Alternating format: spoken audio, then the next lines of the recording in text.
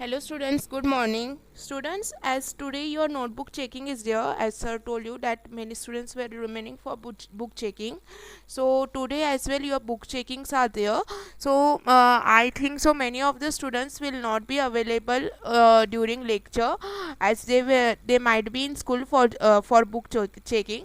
So for that purpose I am not conducting your Zoom lecture. Instead of Zoom lecture I am sending video to you guys.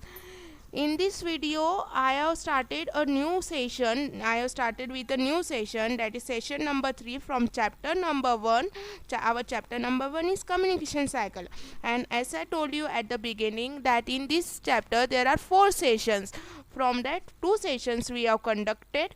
Those 2 sessions are going to come for exam. Even session number 3 and session number 4 that I will be teaching you on Saturday will also come in exam.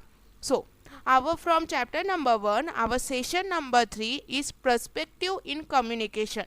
Okay, so here what is mean by perspective? First thing is what is mean by perspective. Perspective मतलब क्या कि कोई बात आपको कोई कुछ discussion कर रहा है, जैसे हम लोग चैप्टर के रिलेटेड डिस्कशन करते हैं या कोई चीज़ के रिलेटेड डिस्कशन करते हैं, तो उस वक्त अपना कोई आइडिया प्रेजेंट करना उसके रिलेटेड। जैसे मैं कोई एग्जांपल देती हूँ तो आप भी क्या करते हो, सामने से कोई नया एग्जांपल देते हो, मतलब आप क्या करते हो, अपने आइडियाज़ रिप्रेजेंट करते हो, उस टॉपिक से रिलेटेड अपने आइडियाज़ रिप्रेजेंट करते हो, उसे क्या कहते हैं पर्सपेक्टिव। जैसे मैं बताऊँ कि हमने अगर कोई टॉपिक लिया ग्लोबल एनवायरनमेंट, उसके ऊपर क्या कर रहे हैं सब लोग, क्या कर रहे हैं, एटलीस्ट 5 to 6 स्टूडेंट्स का ग्रुप है और सब मिलके आप क्या कर रहे हो, यू आर डिस्कसिंग समथिंग। उसी वक्त आपको कुछ नया टॉपिक दिखा, उसके अंदर का कुछ नया टॉपिक मिला आपको, या कुछ नया आइडिया आपके दिमाग में आया, तो आप क्या करोगे, उस आइडिया को लोगों के सामने क्या करोगे, प्रेजेंट करोगे। क्या करोगे, प्रेजेंट करोगे। इसी को हम कहते हैं perspective. This is only called as perspective, that keeping your ideas in front of others and convincing the people to accept that idea, to accept that thing, accept that words which you have presented in front of others is called as a perspective. So how perspective is used in communication, that we are going to learn. Perspective in communication means how we can use them in our communication. So here this one is the next slide. So in this chapter we are going to learn 2 points, that first one is communication perspective and second one is factors affecting perspective in communication. So let's see first point, that is communication perspective. Okay guys, so let's go further with communication. So students, our first point is from the chapter is communication perspective. Communication perspective means, as I told you, that communication perspective means what means present is our ideas, giving suggestion when you are discussing something within a group, at that time giving suggestion to the peoples. That thing comes under communication perspective. वो चीज़ किसके अंदर आती है, communication perspective के अंदर, कि हम अपने आइडियाज़, अपनी बात, कोई टॉपिक चल रहा है, कोई डिस्कशन चल रहा है और उसके बीच में हम अपने सजेशन, अपनी आइडिया देते हैं, उसी को क्या कहते हैं, communication perspective. So same thing I have explain you earlier. मैंने ग्लोबल वार्मिंग का भी एग्जांपल दिया कि अगर 5-6 स्टूडेंट्स का ग्रुप आपका बना दिया और आपको टॉपिक दिया है that you have to discuss on global warming, तो आप क्या करोगे, everyone will keep their ideas, everyone will give their own suggestion that how we can face the problem of global warming, what precautions should be taken for global warming. Everyone will give their own suggestions. So this thing is known as perspective, which comes under communication. Next point over here is factors affecting perspective in communication.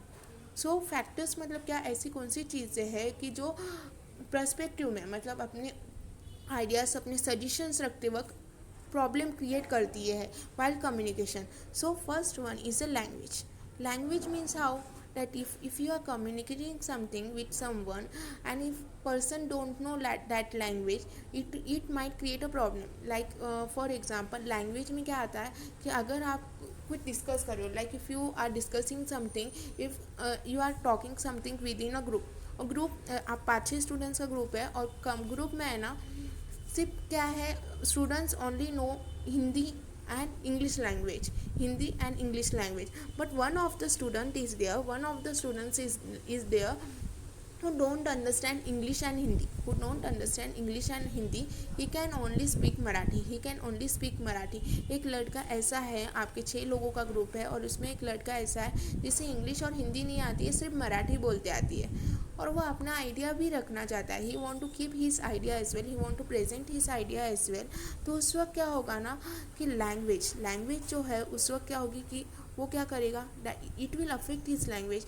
वो अपने idea रख नहीं पाएगा, वो अपना suggestion नहीं दे पाएगा, because he is speaking in Marathi and you are the people, the 5 students are there, 5 childrens are there जिनको सिर्फ हिंदी और इंग्लिश ही समझ में आती है, उनको मराठी नहीं आती है.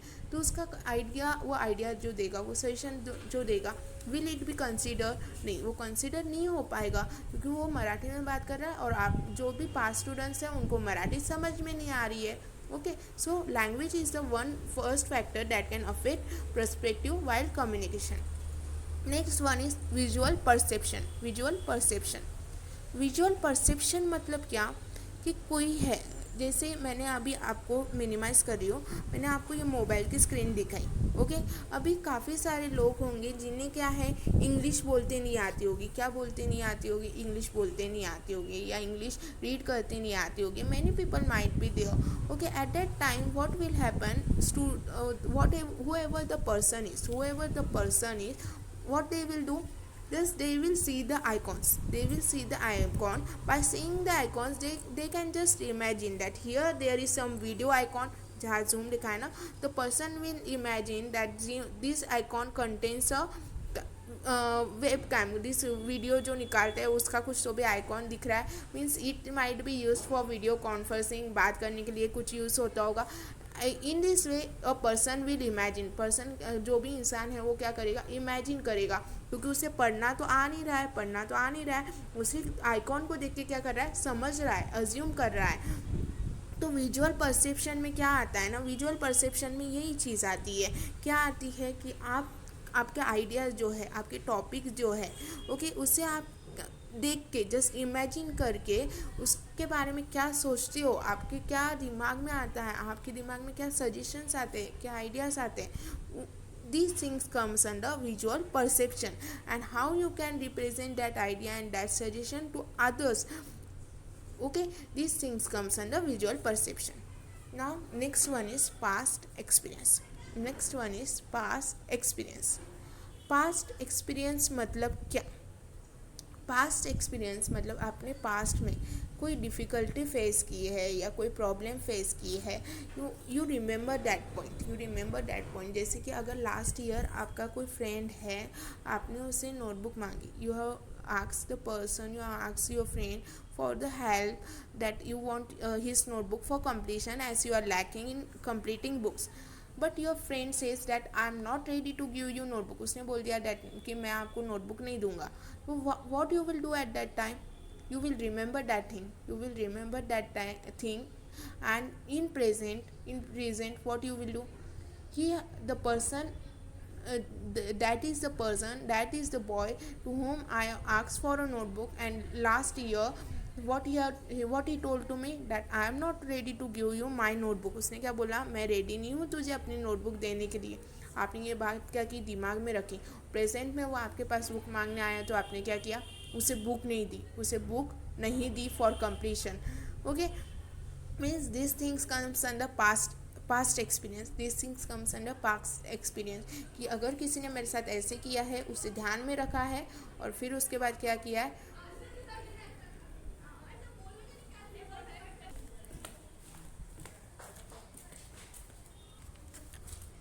So next one is pre जज. अभी पास्ट एक्सपीरियंस मतलब क्या कि पीछे की कोई चीज़ ध्यान में रख के उसे क्या करना, उसे फ्यूचर में या प्रेजेंट में अप्लाई करना, अपने आइडियाज़ उस वक्त रखना, उसी को हम क्या कहते हैं कि पास्ट एक्सपीरियंस से कुछ सीखे, कुछ आगे जाके उसके ध्यान में रख के कुछ नया आइडिया रिप्रेजेंट करना या वो चीज़ को याद में रख के आगे के लिए कुछ रेडी करना, थॉट्स रेडी करना, उसी को क्या कहते हैं, we called it past experience. Next one is prejudge. मतलब पहले से ही सोच लेना कि today I am that when you will come in school that today I am looking very dull, when I will go in front of teachers they will tell me कि नींद से उठ के आए हो क्या, you came from a sleep and all. इसे पहले से ही सोच के रखना. Or whether they will tell me that you are not completed a book, why you are not completed a book, as your notebook checking is there, so why you are not completed a book and all. They will scold me. These things means what you are doing, yet you are not visited school, पर फिर भी क्या बोल रहे हो कि teacher तो हमें डांटेंगे क्योंकि बुक इनकम्प्लीट है, ऐसा है वैसा है. तो पहले से ही आप आपके दिमाग में चीज़ें लेके आ रहे हो, पहले से ही आइडियाज़ खुद को ही सजेशन दे रहे हो. दैट कम्स अंडर प्री जज, कि कुछ करने से पहले ही कुछ भी सोचना, उसी को हम कहेंगे, we will call it as a prejudge. Now next one is feelings.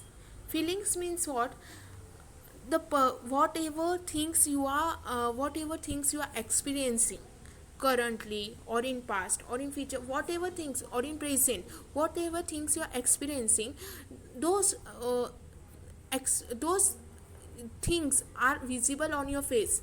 Whether if you are in a good mood, means you will be, your facial expressions will be in the form of happy.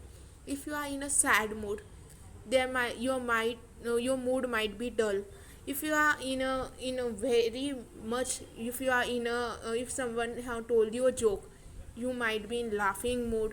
तो ऐसे बहुत सारे moods होते हैं, बहुत सारे इमोड्स होते हैं. जैसे इमोजीज देखे हैं ना, जो हम व्हाट्सएप में, इंस्टा पे यूज़ करते हैं, तो वो सब इमोजीज कहाँ से आए? Through our feelings, through our facial expressions. तो हमारा किस वक्त कैसा मूड है, कैसे वो कहाँ से समझ में आता है? Through our face, through our face.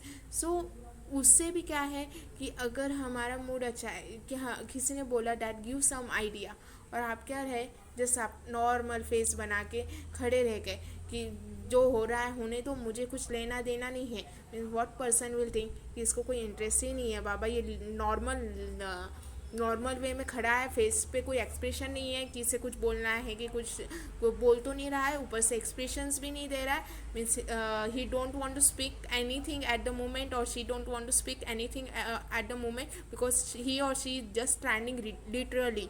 Okay, they are not saying a word, और they are not expressing any of the feelings on their face. So ये सारी चीज़ें क्या है, किसके अंदर आती है? Factors. This is one of the factor of a perspective. Then next one is environment. Environment मतलब क्या, कि आप कौन से एनवायरनमेंट में हो, कौन से एनवायरनमेंट में क्या बोल रहे हो. those things also matter. Like in, if a environment is like, now if you are at home, or if you are in school, or in school environment, if you are in school, if you are coming to school regularly, just think that you are coming to school regularly. So this environment will be a school environment. Can you speak your house hold things in your school environment? घर की जो बातें हैं वो school environment में discuss कर सकते हो क्या? या फिर आपकी कुछ बाहर की चीज़ें हैं, like if you are having friends outside school, friends outside school, if you are having friends, तो आप क्या करोगे? वो फ्रेंड्स की बातें इन फ्रेंड्स के अंदर इन फ्रेंड्स के साथ डिस्कस करोगे क्या? You will not discuss the things with the friends that are which are in school. Okay, you will not discuss the matter with your school friends. What you will do at that moment, because what you will feel that this one is a school environment, these are school friends, I can't discuss my private things with my school friends, I have to find some different friends which are at my home place, I will discuss the things with them. मतलब हर एक environment अलग अलग होता है. आप अगर school में हो तो स्कूल के एनवायरनमेंट में स्कूल के टॉपिक से के रिलेटेड आप डिस्कशन करोगे. घर पे हो तो घर के एनवायरनमेंट में you will discuss about home related topics. If you are at some other place, you will discuss about that topic. Okay, so every environment is different. Then next one is culture मतलब क्या, कि culture है, like our cultures are there, we are Indians. And in India there are many people who are having different cultures, and in different cultures they are having different rituals. Okay, so suppose if you are giving any perspective, means any idea or any suggestion on the occasion of some culture, like Diwali is our culture, and you are giving suggestion like, on the occasion of Diwali this year, instead of diya we will light candles. Instead of diya we will light candles. Will it be accepted, क्या वो accept होगा कि दिवाली के दिन क्या करना है, हम दिवाली के दिन दिए नहीं जलाएंगे, हम क्या जलाएंगे, कैंडल जलाएंगे, will it be accepted, no. क्योंकि हर एक रिचुअल, हर एक कल्चर का एक मीनिंग होता है। दिए हम क्या क्यों जलाते हैं, उसके पीछे कोई ना कोई रीज़न है, there is some story, Ramayana से रिलेटेड उसके पीछे स्टोरी है, रिचुअल है, जिसे पॉजिटिविटी के हिसाब से लिया जाता है। और उसी वक्त आप आपके घर में जाके सजेशन दे रहे हो, मम्मी मम्मी इस साल है ना हम दिए नहीं लाते, हम कैंडल्स लेके आते हैं और कैंडल्स ही पूरे घर में जलाते हैं। सो these things will not be accepted, these things will not be accepted। या फिर आप बोलोगे कि नहीं हम क्या करते हैं, दिवाली के दिन ना हम क्या करेंगे, कहीं बाहर घूमने चले जाएंगे, कहीं बाहर घूमने चले जाएंगे, will this idea be accepted? क्यों, कल्चर है, ट्रेडिशन है, उस दिन आपको क्या करना होगा, घर में रह के लक्ष्मी पूजन करना है। ओके, तो हर एक कल्चर के अंदर कुछ रिचुअल्स होते हैं जिन्हें आपको फॉलो करना होता है। उस वक्त अगर आप आपके कोई ऐसे अजीब आइडियाज़, अजीब suggestion, some different suggestion, some different ideas if you present in front of your family, those ideas will not be accepted, and this can also affect your perspective. Now last one is personal factors. Last one is personal factors. In personal factors there comes that if you are facing any kind of problem currently, like we are facing a problem of coronavirus presently, okay, this one is a personal factor that we all are experiencing in year 2020. So suppose कि इस साल क्या किया, year 2020 में we are facing the crisis of corona virus, तो हमारी आगे की जो जनरेशन है उसे ये प्रॉब्लम से नहीं ऊपर आना चाहिए, ये प्रॉब्लम फेस नहीं करना चाहिए।